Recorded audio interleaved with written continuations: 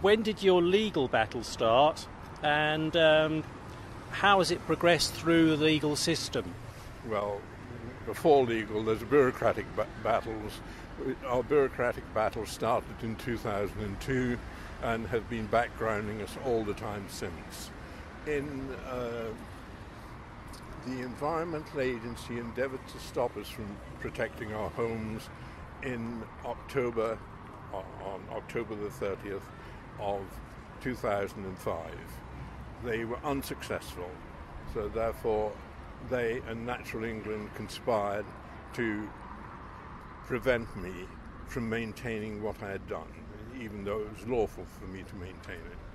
And this was a sorry situation, because we were about 85%, more than 85% complete on the project, and there were people, to satisfy their whims, were trying to ensure the destruction of our homes.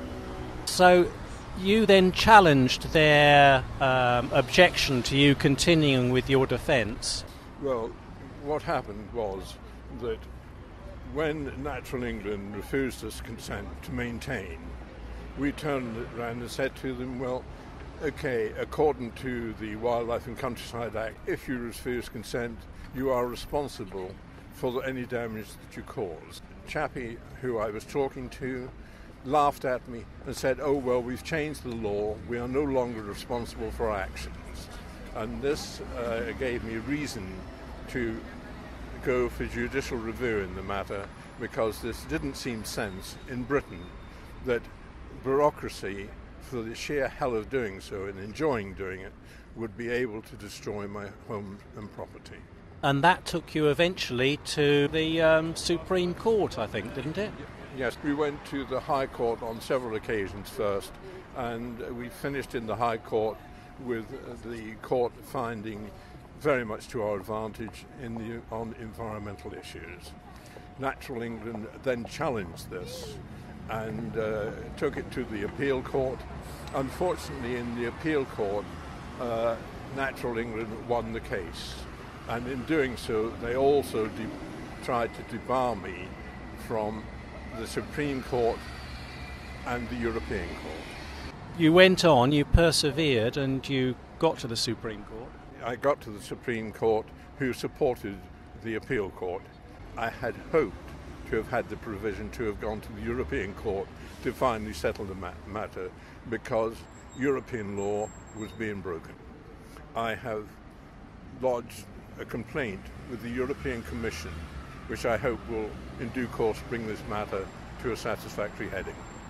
And that complaint, which I believe you lodged about 10 weeks ago, it was tied up with your district councils agreeing a new shoreline management plan for your area, wasn't it? Not only my district council, but the adjacent council as well, which is Suffolk Coastal District Council, and also the Environmental Agency, because the SMP did not respect European habitats law. And when do you expect some sort of response from Europe on that initial application that you've made? I can only leave that to God to decide, but I hope it will not be long.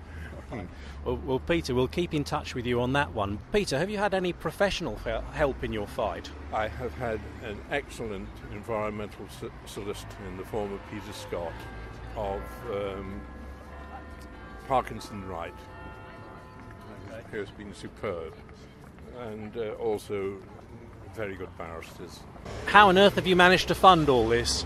Well, I can't exactly explain how one funded it. It didn't come easily, but the costs so far, or the legal costs on both sides, are somewhere in the order of £700,000, plus the loss of over £400,000 worth of my property, due to the, what should we say, the bigoted attitude of a Quango. Well, Peter, I think it's remarkable how sanguine you can keep, well, having gone through all that process. Moving forward, have you got any advice to people who face a similar situation to yourself? Well, my advice is don't be afraid. Put your shoulder to the wheel and people will drop in beside you and give you a hand. That time and tide wait for no man. It is no good waiting for bureaucracy's wheels slowly churning while your home is disappearing.